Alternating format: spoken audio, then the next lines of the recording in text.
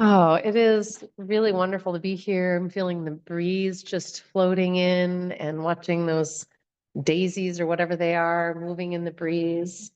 It is wonderful to have the peonies here with us today. I can smell them. And it's so good to be with you guys. I know it's going to be a few weeks till I see you again. And I'm hoping that this practice will just remind you of some of the very simple, lovely, quick things that you can do that help your body feel more whole, more healthy, more here, and more able to do all the other things that you love. Let's begin on our back bodies and a few sighing breaths. Inhaling slow, deep and wide through the nose. Oh, you guys sound so good. The cool thing about sighing breath is that it helps calm your amygdala, your alarm center of the brain, but also that when you sigh, people around you, their nervous system gets the message too. So it's actually really a loving act when you sense that people need some support and you're not even sure what to say. Maybe they're just going through a really hard time. Just a little says, we are whole, we are well, we are safe. There's nothing that needs fixing or solving. I know that can be a hard one to believe. But what we also know is that mantra is powerful, even if we don't necessarily kind of consciously believe it in the moment. So I want to offer you, again, the mantra my mom shared with our yoga people decades ago. Plenty of time, plenty of help, plenty of money. And it can be interesting to notice if any part of you responded to one of those three things of like, yeah, no, there isn't. So notice that. Where are you feeling a lack? And if you, over these next few moments of tuning into our breath, as we will, if you can just repeat that, plenty of time, plenty of help, plenty of money, just try to notice the effect it has on your body. We were talking about neck and all the ways that neck stores tension and how just simple touch can actually help bring it down a notch. But so can these comforting words too. Maybe as you're repeating plenty of time, plenty of help, plenty of money in your mind's eye, you might roll the head side to side.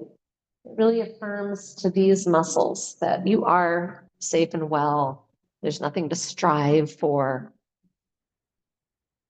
And while you're doing that, please invite a softening through the mouth, the jaw, the upper and lower molars.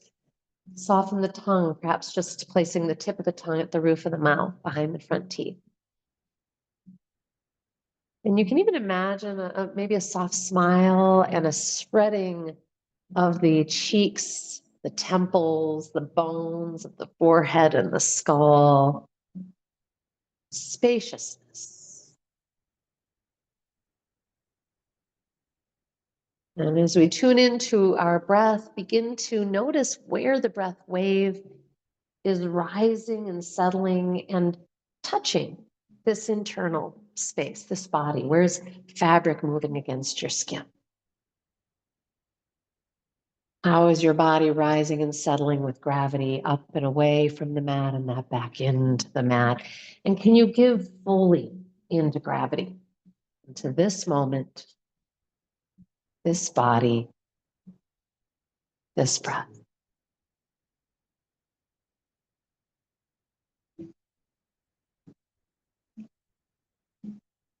You might add your internal gaze, third eye point. Soft ujjayi, that little throat contraction. I find this to be a very lovely kind of white noise for the messy mind. Sweeping the surface clear.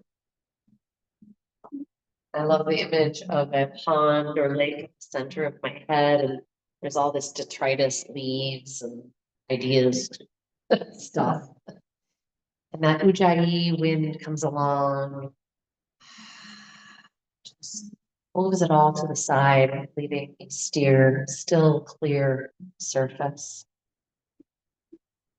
For the next few breaths, please just dance with these mantra imagery. Is there more?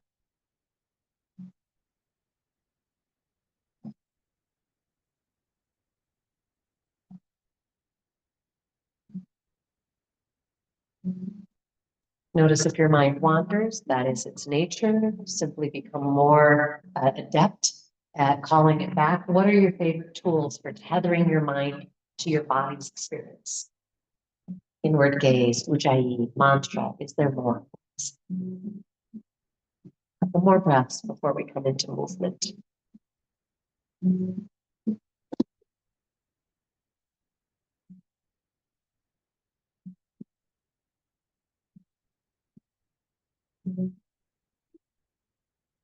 Inviting you to roll your head all the way to the right. And then I want you to just sort of nod yes. So you're kind of lifting your chin up and returning it down. Of course, scanning, just noticing what are all the parts of the neck and upper back and so on that you can feel the communication happening. And at some point, rotating to the other side. And lifting, yes, no, through the chin, or I mean, just yes, up and down. All right, and you may or may not be able to access the skin on your chest, but you can still try to kind of create a connection with the palms. And I'm actually touching with fingertips right to the skin at the collarbone or even above it a little bit, kind of almost you could hook your fingers in or just have them flat there. Because we're going to be drawing down on the skin as we inhale and reach the chin up and back. And relax. Could make you cough. Take a moment, of course, and swallow, do what you need to do. And as you keep doing that a couple more times, you'll come up and then rotate the head a little to the left. And then you'll do another one and rotate it a little to the right. Anybody surprised by how much sensations in there? Yeah, it's kind of wild, right? So much of what contributes to neck discomfort actually is happening at the side and the front. So find a beautiful neutral and stay really relaxed as we come into our compression and expansion breathing. I'll remind you, this is one of my favorite tools for reducing stress and coming present, deepening my oxygenation and inhalation, strengthening my core, and helping train myself out of striving in the neck. So as you slowly, progressively engage belly towards spine, you might roll the head side to side, get ooey gooey through there as you create complete power at that center body. Exhaling, emptying. You should feel the pelvis or the pubic bone tilt up a little bit. Is there more? Is there more? Squeeze, squeeze, squeeze, squeeze, squeeze, soft neck. When there's not enough, relax. Allow yourself to be breathed. Witness the breath wave. Ask, is there more? And then at the very end, expand. Sip it a little extra. We're going to do about a half a dozen of these. If you want to add rock pose, engaging hands into fists, squeezing the arms to the body, take a moment and rotate those shoulder heads down and back so you feel almost a little shoulder blade sandwich happening. Not as much as jet airplane, but it's happening. Butt cheeks, thighs, feet, scrunch up the face. Woo. On the inhales, you could just soften and practice being relaxed and lumpy. You can also sweep arms overhead. Oh, it's so good to have.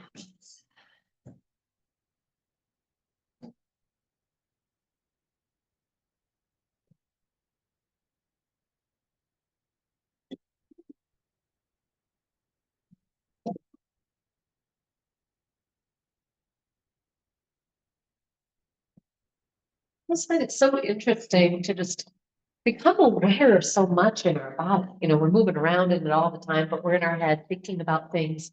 So we're not really noticing the sensations and the wisdom of our container. And here we finally get to become aware that there's actually a lot of communication going on. So again, when you feel too much in your head and too much with the world, one of the most profound things you can do is drop into breath attention. It's not cool. It's just always there for you as like a little peaceful island, a little landing pad in the chaos, in the storm. Do you want to add a little sit up to your rock pose? You can do that with the legs still on the floor or lifting them off the floor, whatever feels natural to you. And then on the inhale, release. I'm going to have you cross your right ankle onto left ankle. Bring your arms overhead and use your left hand to grab the right wrist and pull long as you reach through the heels. Really flex it. Relax. And cross left ankle onto right ankle. Right hand clasp the left wrist. Deep breath. Love it. And then please plant your feet for bridge pose. Option to add a block between. Please take time to work the shoulder blades in underneath you. And whatever you need to do with your arms, some of us like the kind of upper arm anchored fingers towards the ceiling. Some like the arms kind of more in a jet airplane, palms to the sky, whatever works for you. Please think about anchoring through your whole footbed, really feeling all four corners of the feet, squeezing the block or the imaginary one, and with breath on the exhale, a little belly to spine, pelvis curls up, then you take it up, and you'll hold and ask, is there more? On the inhale, you might decide to come all the way down, or sometimes people just come down a few inches. So I'm going to ask you to just kind of make this your own dance today based on what your body is digging. There are endless ways to do this. We just want to be in integrity and listening to the body's needs. So for example, with going up into the highest bridge possible, creates pressure in your low back, don't go so high. At some point, would you like to come up and do the foot hover? So holding with just one foot at a time, barely off the floor, scan your neck, your jaw, your breathing. If you're feeling a pull through the neck, try reaching the chin up and back a little bit so that you restore that neck curve. If the hip is dropping quite a bit, I would say bring your feet closer together so that you're able to, as you first lift the foot, you're able to kind of notice, ooh, I think I'm going to drop, and you're able to kind of control it. And what you're actually doing is talking to the butt and the thigh of the standing leg, and you're getting it to fire. We were talking earlier about how usually there's something too bossy and strong and overpowering and tight, and something that's too weak. And weirdly, sometimes our glutes and our hamstrings and other things won't fire up equally, even though we have them on both sides. So it's a good chance to notice if that's a habit in your body. And this is a great pose to do every day. Yes, please, before you go out and garden and walk and do whatever you're going to do. Go to outdoor concerts and get in a kayak and all the fun stuff. All right, when that is complete, come on down and raise your legs straight up to the sky and point and flex. And that's just a really nice way to let the backs of those legs kind of unwind. And what would it be like to then take those legs wide in straddle? If this is too much because you're just so tight in the hamstrings, holding with your hands at the back might help, but you could point and flex here. Yeah, and I'm going to have you do kind of some of the engagement we do during robot. If having your legs like this is not working for you, by the way, then just bring them together would be fine. Just have them bend knees together. But otherwise, I'm going to have you on your next exhale. Just see if you can anchor your low belly so firmly that it tilts the pelvis up, your tailbone comes up, and your feet come towards your head. And then inhale and relax it. We'll do that a couple more times. I'm hearing some good ujjayi. One more time. And then release, plant the feet wide in horse riding stance. Again, listen to subtlety in your body. We don't want to go so wide or angle the feet such that we feel the stress in our joints when we come up. And you don't have to go super high. We're just, again, firing up the back body after asking it to stretch. And release down. Let's let the right knee settle towards the center line of the mat. Reach the right arm up. And I've been teaching this a lot lately where I'm inviting people to do a kind of pulsing where you're reaching the arm and pulling down by the ribs. Really helps release the shoulder joint, kind of tonify all that waistline and lat muscle. And when you're ready, switching. You know, a lot of times our low back gets uncomfortable because of some of the pull that's happening in the side body to those hip joints. So you're just doing this standing, by the way, awesome. You know, if you're just hanging out, try to figure out how to love up your body without getting down on a yoga mat or on the ground. Yeah, beautiful. Let's come back and bring both soles of the feet together, knees open in that butterfly position. Just notice how that feels for a moment. You can rock a little side to side. You can flap the butterfly wings. And then, of course, we know we can raise the hips off the floor a little bit, not high, or you'll tend to feel congestion in the outside of the hip joints there. We just want to be igniting work in the deep, deep low butt inner thigh. And hopefully we've got a nice little wingtip skin of the shoulder blade. Using that soft ujjayi, both because it's a nice kind of mental focus. It also affects how our body uses oxygen and it makes us more efficient. So it's great for athletic development and all kinds of good stuff.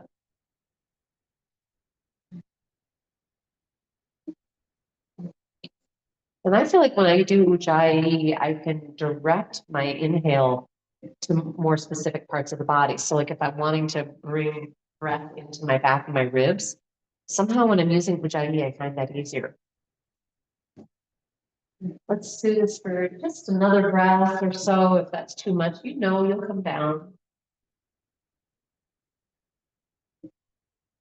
And as you do release, nice and slow, let the hips settle. You might enjoy letting the knees settle further down.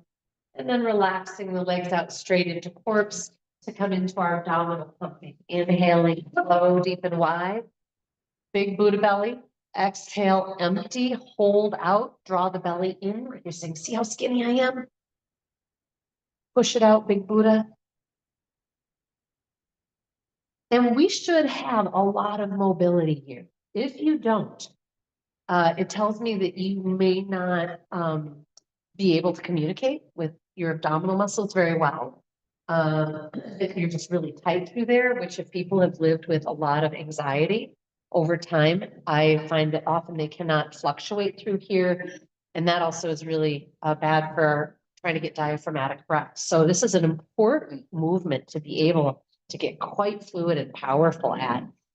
As we do a couple more, just notice, you know, are you having a hard time communicating with any particular muscles? You could take your hands there and say, you know, draw away from my hands, push into my hands.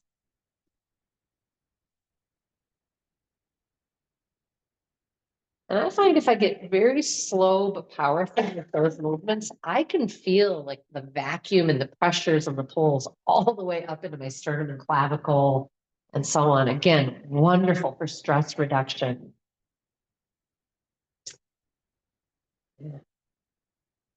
And that's all complete. You might bring both knees to belly. Maybe you want to just bring one at a time. And we'll be coming into release wind pose, but sometimes the low back appreciates that deeper seed pose first. And then as you're ready, you'll just hold the right knee in and extend the left leg out. And we're going to go back and forth. So I'm going to ask you to do one and then the other and one and then the other. The other leg is on the floor. So the heel is flexed, the leg is settled to the floor, shoulder head soft. And each time before you switch to the other side, breathe deeply and ask, you know, can I get my heels any further apart? Because I'll tell you that extra, you know, half an inch of the extended leg or of the bent knee coming into the belly can create some wonderful stretches through the hips and thighs. Yeah. Boy, look at all those intelligent feet out there. You guys are awesome. All right. The next time you've got one leg in, enjoy that deep inhale. Bigger exhale, bring that thigh a little closer, closer, closer. Sit up if you want to, totally up to you. On the inhale, extend the leg to the sky. Is there more? On the exhale, root your low back and slowly descend. So this is for me a really favorite practice of trying to retrain myself again to be powerful in the core and soft in the neck.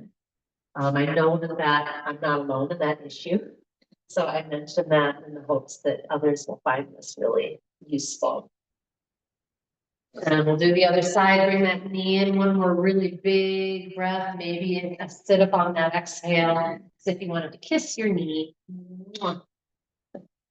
Extend that leg straight to the sky. Is there more? Don't cut the inhale short because you think we're doing a thing. On the exhale, root slowly descend. Liquid in the ah. Yeah. Powerful and peaceful, and when you reach the floor, melting completely. And we're going to come up onto hands and knees. If you like spine rocking, that's one way to get there. Intelligent hands, and we're focused that our hands are right below the shoulders, so you should feel weight from the entire palm, not in the wrist particularly. If that's happening, your hands are not too far forward. Inhaling cow pose, tailbone draws back, heart goes forward. Exhaling, tuck the tailbone into your cat back, let the head hang. Feel free to add any organic movements, a little yes and no.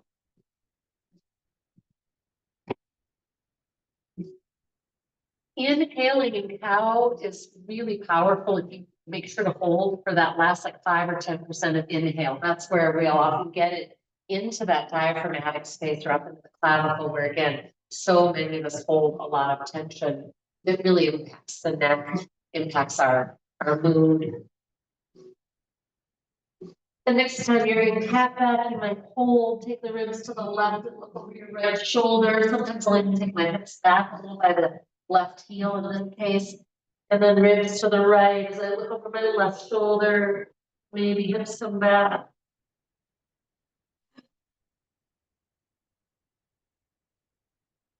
And at some point, I'll invite us in our first downward facing dog. I like creating extra space between hands and knees before I go there. Nice shoulder heads anchored, core support, so that as you head up, you really feel that kind of harness of the low belly, drawing those hips up and back. And that gives you more power to pedal and press one heel and then the other towards the floor and get into that stretch. Yeah, hello calves. You know, we were talking about plantar fasciitis earlier, it was referenced. Often what's contributing to plantar fasciitis is higher up the leg. So, you know, this pose is a great one for us to notice in your own body. Where is that line of tension most profound? All right, we're going to come into a little upward dog, downward dog. If you would like to do a knee down version to reduce wrist pressure, low back pressure, please go for it. Just inhale forward and drop knees for that version. Otherwise, stay on the balls of the feet and fire the thighs to the sky. I also really like bending my knees deeply when I head back to downward dog. So it's really kind of more of a bear pose.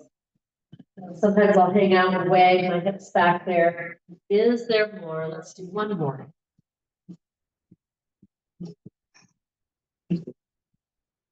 And then hold in your deepest back body stretch. Knees are probably bent. They will be for most of us. Love. And we're going to come down onto that right knee and plant the left foot 90 for gate pose. If, again, being on the wrist is just problematic, do fist. Otherwise, I'm going to remind you as you're opening up into this pose, you're squeezing the butt cheek of the lower leg towards the center line of the mat, but also engaging your lower waistline up. So frankly, I can get to the point where I don't have any weight on my wrist, or you can even tense your fingertips, just pausing, lightly poised there. Breathe and notice, would it feel good to reach your top arm beyond the head towards the front of the room? All the power to reach comes from the root of that back leg. You can get that leg straight. Then one more inhale with a good, just rotate your ribs open a little towards the ceiling, maybe your gaze traveling also.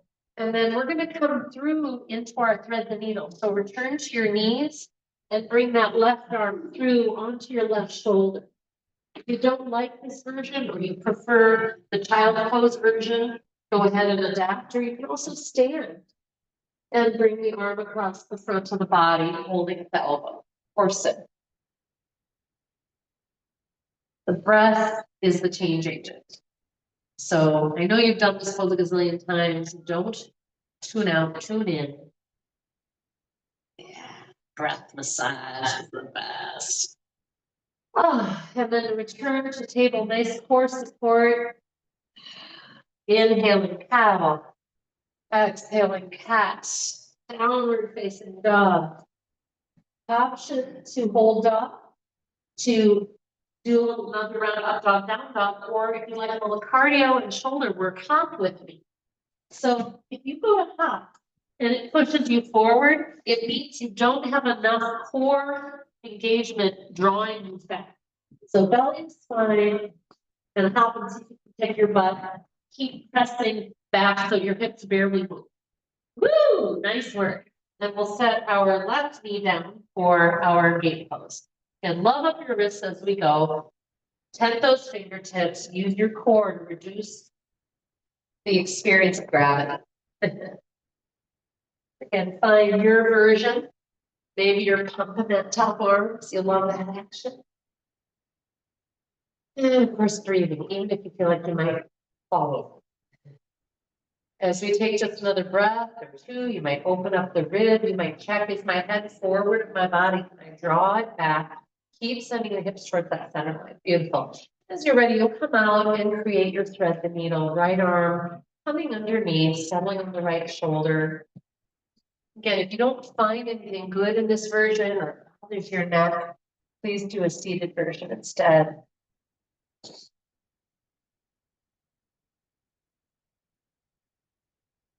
And shoulders can be kind of goofy, you know, to get a good stretch, but without any weird impingements or something. So, you know, if you ever feel something impinged or funny, adjust the pose. Sometimes I'll take my hand to wherever I was feeling something and just investigate. You know, especially if you've been doing a lot of repetitive stuff with your arms forward of your body, that can create so many lines of tension. When you come on out, we're gonna actually come onto our bellies for quad stretch. If you don't like that version, you can do side body, you can come up to standing. For the belly version, I find it really valuable to enter by placing one forearm across the front of the mat. And then as you anchor your pelvis and reach back, you can kind of use that forearm for a graceful ability to clasp the ankle without kind of flailing.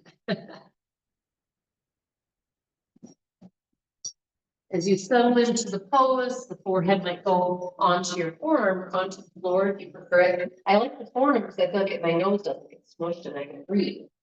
Of course, yes, there's a standing version with or without a strap.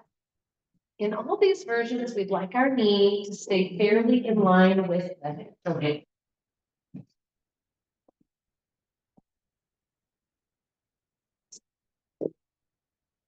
In all these versions, we want to allow the shoulder blade to be drawn back and down and in towards the body. Yeah. Sometimes when we're holding on to something, we want to kind of crank that shoulder head forward. And instead, we really want that blossoming through the front.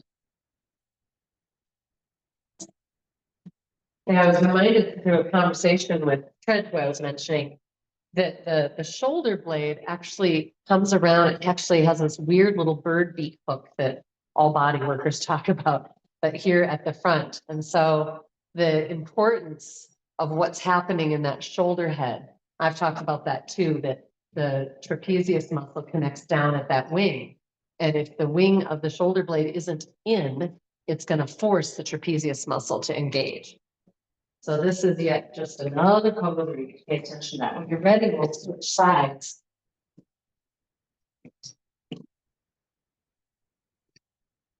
Okay. And of course, I was curious, is this side different? And here's what I will tell you.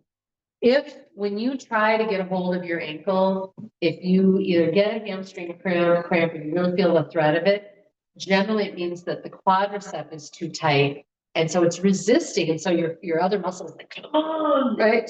So it's just great information. It's like, oh, I need to do some quad stretching. And you can do some standing, like in little kind of lunges, dipping your knee, where you can get a stretch without having to get a hold of your ankle and get the hamstring correct. And when you come out, notice what you feel good. Some of you might enjoy forearm plank. Yeah, that's probably another. Are you feeling a good quad stretch there? Yeah, so Kat's showing a good quad stretch. If you want to see what she's doing, just a nice kind of kneeling and leaning back. Yeah, you're also using it at the same time, aren't you? That's, some of the best yoga stretches are actually profoundly useful because you're using the muscle while stretching it, and that can be pretty intense. I also really like this stretch, but not everybody can get into that angle of that deep. Yeah, your knees would not allow. We're coming into our beloved forearm plank, but now you guys look so good in this other cool stretch. When you're ready, come on down to your forearms. Again, shoulder head to anchor, core support before we come into that forearm plank. Forearm plank is so useful, so good for us in so many ways. Number one, a really great place to practice the powerful, peaceful dynamic, right? So we're engaged, but we're relaxed in our mouth, our breath. Make sure you're engaging your thighs towards each other as if you had a block you were squeezing, and you'll just feel how much more stable and peaceful that feels.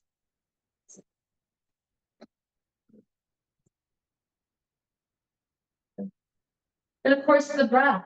This is our place to breathe in spite of being engaged. Soft tongue. Then when you find, like, hey, I think I'm going past my edge here, you want to come out, right? We don't want to take on any back pain, any striving. Let's good power. Would it feel good to rock the hips, windshield wiper the legs? Just notice. So we were talking a little earlier that when you do have a body part, a knee or a neck or something that's kind of ouchy, it can be kind of beleaguering, to come up against that over and over and over again. So I'm just going to ask you, we've done a lot of different things, wrist, shoulder stuff so far today. And I want you to just tune in and kind of ask yourself, what is it like to be me right now? How much kind of dealing with stuff is there? And in this moment, I'm asking you to apply a little compassion for yourself, for your body, your being. It's not easy to have ongoing discomfort, much less pain. I'm going to roll over for those of you that want to do reclined pigeon.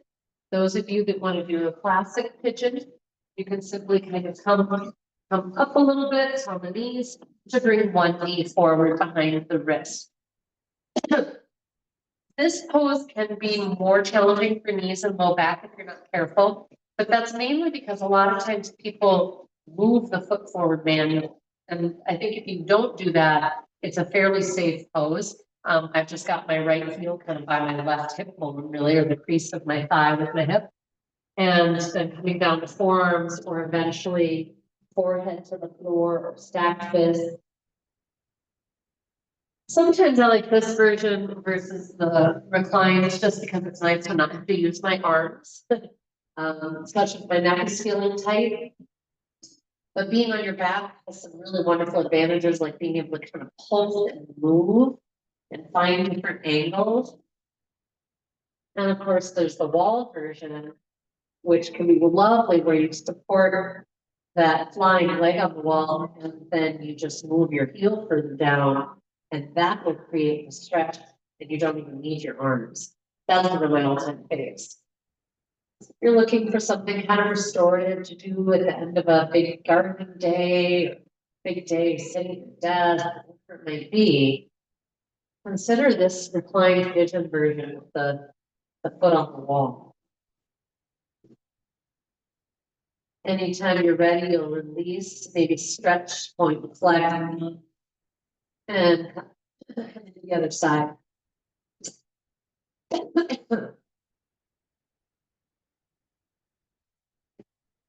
So I've been reminded a number of times recently that the disadvantage of stuffing your face in a bunch of flowers, there's a lot of pollen and other stuff gets in there.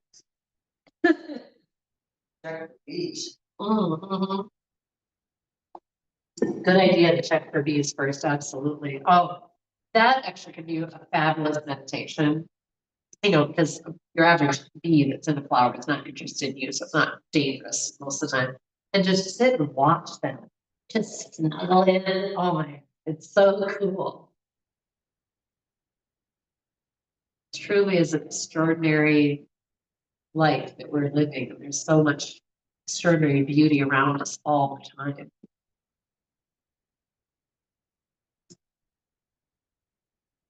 When you come out, I'd love you to just notice what in particular might feel great. I often crave bridge pose after pigeon. I think it just feels to me like it helps kind of realign all the support around the hips and the knees. See what you think. Maybe there's something in particular you're hungry for. All right, so he's going for plank. I love it. Well, dog series. Well, happy baby. Yes. Really lucky. So many good things. Yes. We're going to be coming up into some warrior stances. I want to kind of get us off our hands, but if at any point you're wanting to integrate some dog series flow or what have you, go for it. So we've got a lot of wrist, shoulder, neck stuff going on. People are using them, overusing them a lot in the gardens and whatnot. So if you want to join me in mountain pose, please do. Tadasana, front of the mat. Have our feet about 6 inches apart. And this is a beautiful opportunity to simply practice standing in neutral, which very few of us do as a habit. So this is a chance to kind of reform those habits. Feet, like I said, parallel, 6 inches apart. And the main thing that will bring our body into neutral is not trying to move it forward or back through the chest and hips. It is to imagine maybe a little block between the thighs and then root and rise. Literally just push the floor away, up through the crown, and just see how your body organizes in that shape.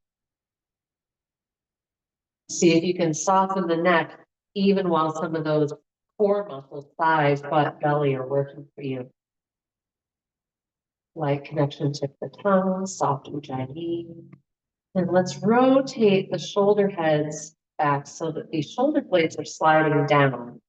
Make sure that you're not winging the arms back, or it'll rotate the shoulder heads forward. So when you look, your arms should just be at the sides. This alone is a really powerful posture. And how cool it would be to stand like this for a few breaths a day. Let's inhale, sweep out and up, nice and slow, being able to really witness what's going on. Is there more? Exhale, sliding down again. We'll do this a few times. You might move the head, get organic. Notice if I'm paying attention to your arms, did you lose your root and rise from the feet on up?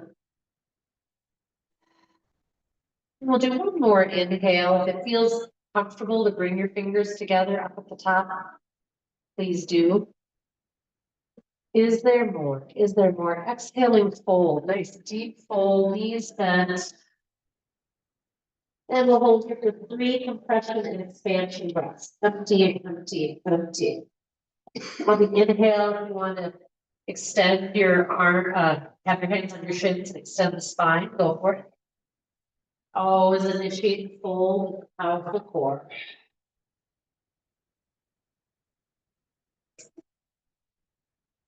We're going to be coming into some lunging. I want to challenge you to move in and out of lunges with more core support than you maybe you ever had. Next inhale, extending halfway up. Is there more? Exhale, lift through that belly and then step back through your left foot. We're going to hold here in lunge, and so see if you can get a long enough lunge that your hips are between the heel and the knee versus up high with your head down. Try to get into a nice long line. Steer the right hip bone back, left hip bone forward, and open that right arm up to the ceiling. Or however far it goes. Exhale and return to your mountain pose. Your forward fold, and we'll sweep up to our mountain. It's big inhale. Exhaling fold, belly to spine. Empty, empty, empty. Inhaling, extending, and I'll tell you it's that last sip of inhale that gives you such a good stretch. Exhaling, core support, step back with that right leg. So again, I'm barely using my hands, just kind of lightly on them, but my belly is lifted. Left hip bone back, right hip bone forward. Rotate open through that left arm. Looking at the ceiling or no. And on your exhale, returning forward fold. Bridge off. Inhaling, rise. Big glute squeeze here, a little back bend. And prayer. We're gonna step sideways on our mat. Let's face that way. It's so glorious and sunny. And I'm just gonna do a little side to side before we come into our warrior lunges. So this is an opportunity to really notice what happens in your feet as you take your hips one direction. Ideally, we want them both very anchored, like little tree fronds. And wide. If your knee is kind of trying to come past your ankle, then your stance is not wide enough. All right, we're going to come up and turn our right foot 90 for warrior two. We're going to use that back of the left foot to very powerfully root, send the hips forward. And when you're ready, settle and sweep those arms out from the heart. Maybe pat your hands. Maybe you're going to rotate and turn the world's largest doorknob. Maybe you're looking behind. You definitely want to take care of any neck tension or sense of it growing. One more breath. Lovely. Inhale, straighten the feet and reach up. Exhale, left foot turns 90. Warrior two. It's super important that back foot is rooted and that leg is actively rooting and pushing, because that straightening of the knee is what will protect it. If this is all collapsing, there's a lot of pressure on the knee joint. Rise and settle. Just like that. I see a nice Drishti gaze, soft ujjayi. And it can feel wonderful to look out over the back hand. A long inhale, straightening the feet and coming up to center. This time folding. Deep straddle, fold, and side to side. We're going to be doing this for a little bit here, so play with it, make it yours. Often I'll go to one side and just hold for a few breaths.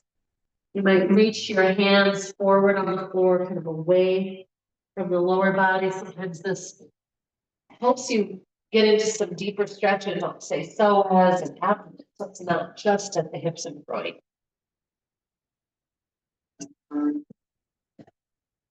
When you feel complete, you can come back to center and you might add a brief yoga mudra if you're pointing your hands behind. Not if that bothers you, obviously don't do it. You can also have a strap in the hands so it can separate a little bit so to get that shoulder blade sandwich is really what we want. Sorry, I know I didn't warn you guys. When you come on out, your option to come up, or if you want, just walk your hands to the front of the mat and step back downward facing dog. And we'll all meet there. Be really thoughtful. Again, core is driving it off. Gorgeous, nice intentional movement. I love it. Would you like to hold, rest, or flow? So holding downward dog, sometimes it's a resting pose for some people. You can go to child's. If you'd like to come into a dog series, as you flow forward into your plank, consider moving to your knees if it's your first plank and chaturanga of the day. Exhaling, chaturanga, bend those elbows, eventually settle for cobra or upward facing dog. Exhaling, child's pose or downward facing dog. Let's join for a few settling breaths. Inhaling, slow, deep, and wide. Oh, your body's in so many places, upside down, backwards, sideways, with so much grace.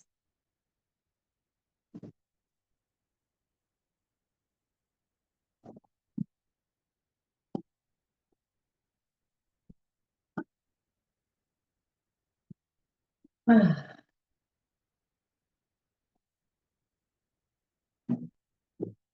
actually, somebody's reminding me, this can be a very lovely place if you're in child's pose to reach one hand up and kind of rub the back of the neck. You can use your hand to squeeze both sides of the neck muscles, work up into the base of the skull. We're actually coming from here into our supported pose with a block or a rolled up blanket underneath. And it's also a really great place to be able, if you'd like to reach under and do some massage, particularly if trapezius muscle is one of your tension places. Usually I use the same hand as the same tap. Sometimes people cross over from the front. So it's however you like. That's just one of those things you can do while you're there. A reminder to please be on something that is low enough that you're not feeling any neck tension or tuck something under the head. I'd be happy to run blankets to people who wants to have a sweatshirts. Those all work. I love it. Yogis are a creative bunch. You know? They're good at problem solving, I find. They're adaptable. So we should not feel a pull in the low back. If that is happening, whatever the object is under the rib cage is too tall. Or we're just not, it's not good for us today. Yeah, please scan and notice. If you need something other than what you have, I'm happy to be a runner. And so you might begin with rolling that head side to side where we started our practice today. I'm hoping it just feels more loose and free in there than when you started in practice. And would you like to explore the shoulder movement? Bringing one arm straight up and towards the wall, then behind you, and pumping away from the wall and towards.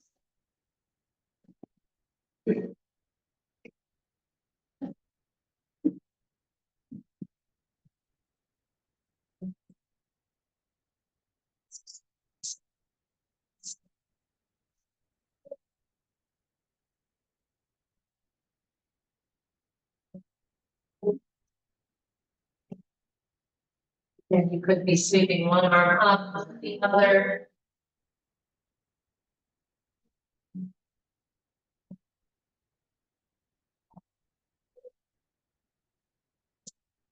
I love these kinds of poses that are really self-massage. They are such an invitation to really listen inward towards our own body, to know it better, to hear its messages and to respond and go, oh, we have this little extra angle, or holding here for breath to stretch feels so good. I'm not going to miss out on it.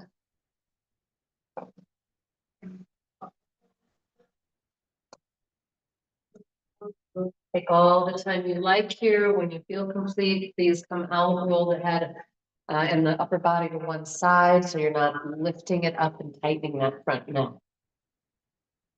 You might come completely flat for a moment to just feel what that's like. It's one of the few positions where we can experience really nice spinal decompression. And then notice if your body needs anything additional for support. Is it something under the knees? Do you need a block, a bolster, a blanket?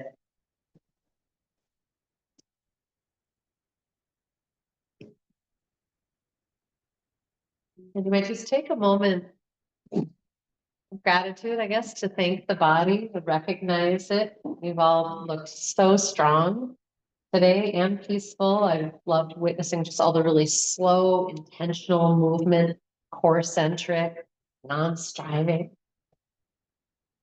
It's a really fun way to live when we can do it.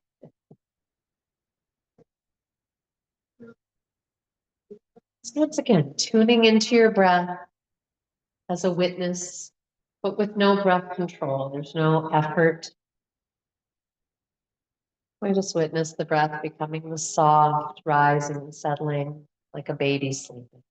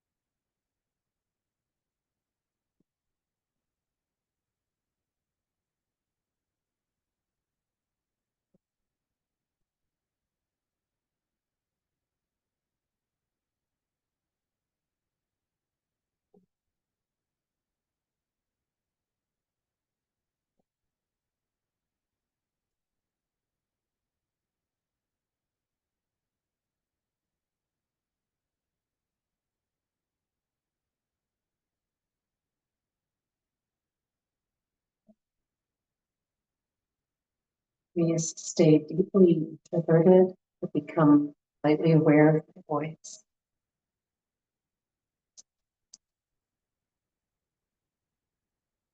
Inviting you to tune in for a body scan, taking your attention all the way from head through the feet, front, the back, center. Essentially, just this with a loving interest, curiosity, and compassion. What's in there? What's knowable? What's needed?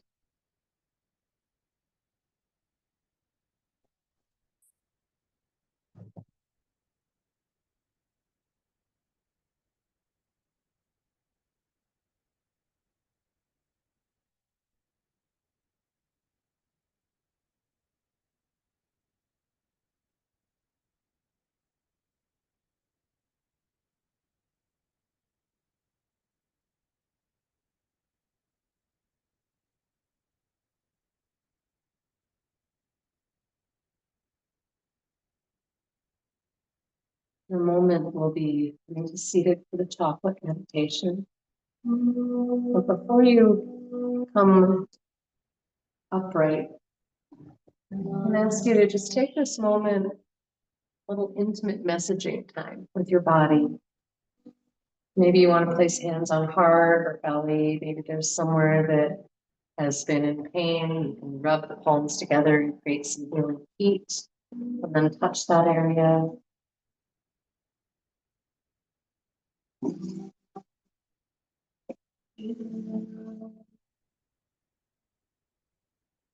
The recognition that the body is always trying to communicate with us about what is needed, how to evolve this situation. When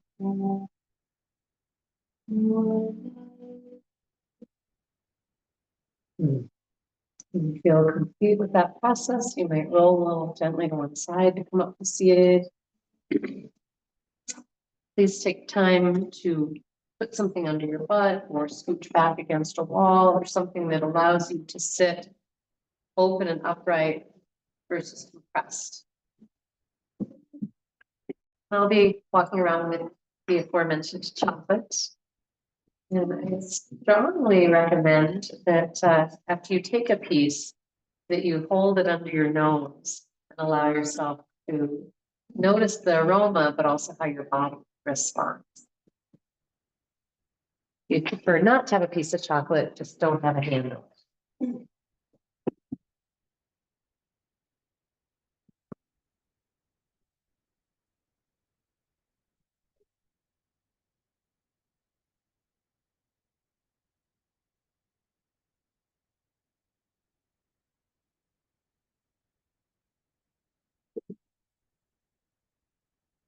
Remember, you're just going to place the square in your mouth. And without chewing it, just allow yourself to melt it, enjoy it, move it around.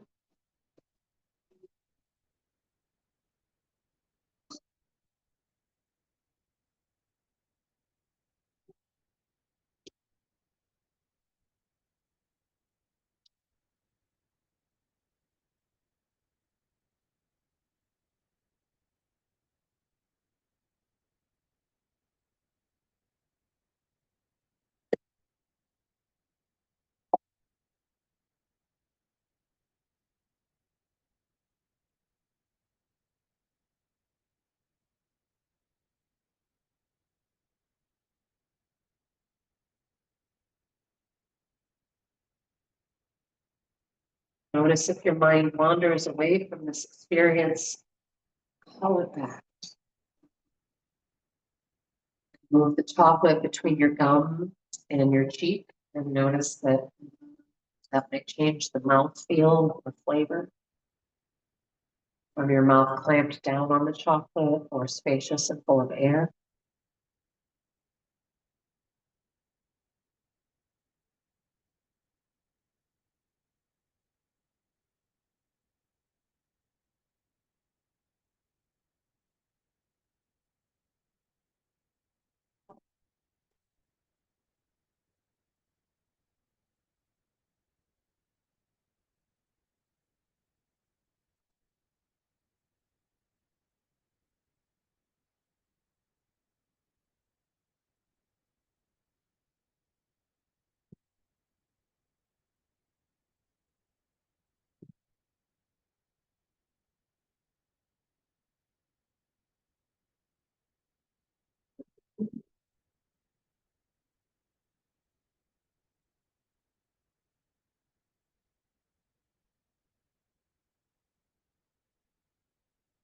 It usually takes about 3 minutes for the chocolate to dissolve. If yours has gone, I invite you to notice what remains in terms of experience and body response.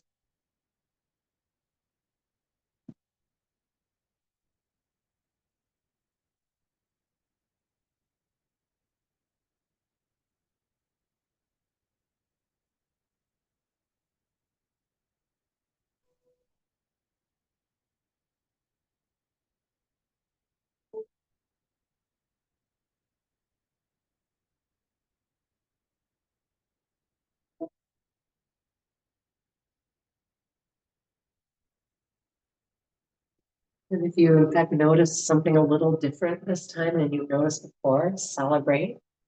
I would say that ideally we grow our capacity as listeners, including listening in to our own system experience, not just to other people. I desire to get better at that too. I really sense that our happiness, our life satisfaction hinges really closely to our ability to focus our attention. And we all have our own challenges and gifts around that. So we each need to get to know our own challenges and gifts and what tools help us. I mentioned before that nature almost always helps me come present. Beauty, tuning into whether it's an aroma or something visual or touch. I hope in the coming weeks, I'm not getting to be here with you, that you find plenty to put your attention on and tune in. It just gives you so much beauty and reward. I'm excited that I'll be seeing some of you Thursday at the Carriage House. We will be doing the chocolate meditation there as well. But in the meantime, look forward to seeing you again back here. Thanks so much, everybody. Om Shanti Shanti Om. Peace. Peace. Namaste.